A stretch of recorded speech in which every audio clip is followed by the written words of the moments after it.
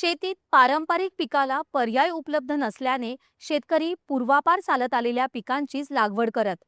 मात्र आता विविध माध्यमातून माहिती आणि मार्गदर्शनातून शेतकऱ्यांसमोर अनेक पर्याय उपलब्ध झाले आहेत. बुलढाणा जिल्ह्यातील शेतकरी पारंपरिक पिकापासून आता वनौषधी शेतीकडे वळले आहेत. याचाच परिणाम म्हणून जिल्ह्यात पिकवली जाणारी सफेद मुसळी आता थेट परदेशात निर्यात होऊ लागली आहे. कृषी विज्ञान केंद्राच्या मार्गदर्शनामुळे सफेद मुसळी, अश्वगंधा आणि काळी मुसळी यांसारख्या उच्च मूल्याच्या वनौषधी पिकांची लागवड जिल्ह्यात वाढली आहे. त्याचाच परिणाम म्हणून आता सफेद मुसळीची निर्यातही होऊ लागली आहे. यामुळे शेतकऱ्यांच्या उत्पन्नात वाढ व्हायला मदत होणार आहे. योग्य तंत्रज्ञान, गुणवत्ता व्यवस्थापन आणि बाजारपेठेची उपलब्धता यामुळे वनौषधी शेतीला नवी दिशा मिळाली आहे. पाहुयात वनौषधी शेतीच्या या बदलाची ही यशोगाथा.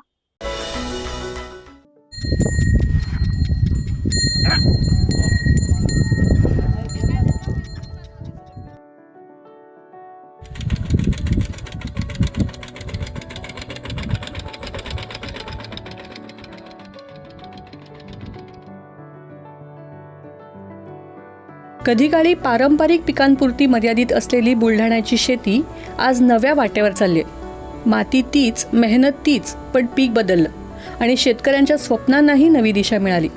याच बदलाचं उदाहरण म्हणजे सफेद मुसळी.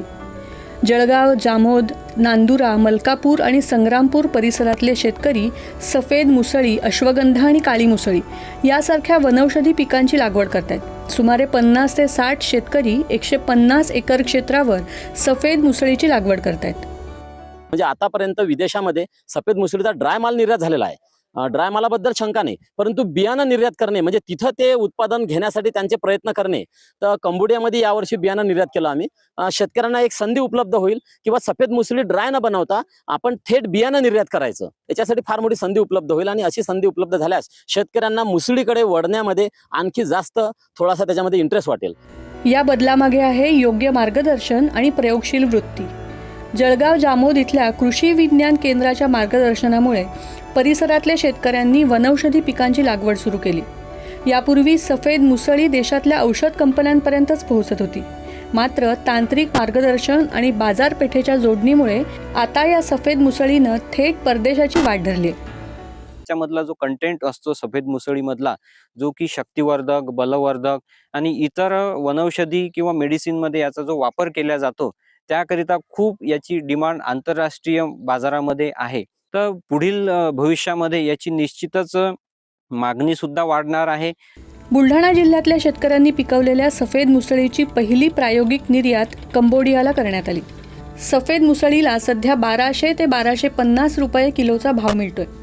खर्च वजा जाता एका एकरातून सुमारे 2 लाख रुपयांपर्यंत नफा मिळू शकतो. प्रयोग यशस्वी झाल्यास पुढच्या वर्षी 25 ते 30 टन निर्यात करण्याचं लक्ष्य आहे. विशेष म्हणजे जवळपास 26 ते 27 वर्षांपासून या भागात शेतकरी प्रत्यक्ष अनुभवातून सफेद मुसळीची लागवड करतात.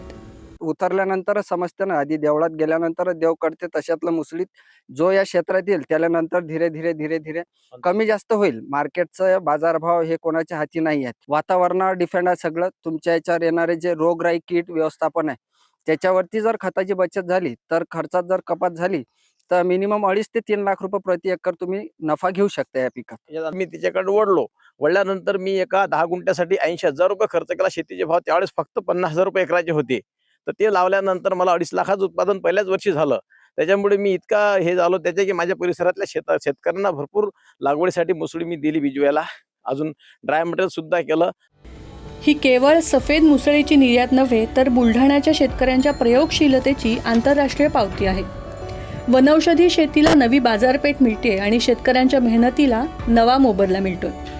बुलढाण्याची सफेद मुसळी आता कंबोडियापर्यंत पोहोचली आहे. ही वाटचाल भविष्यात वनौषधी शेतीला जागतिक ओळख नक्कीच मिळवून देईल.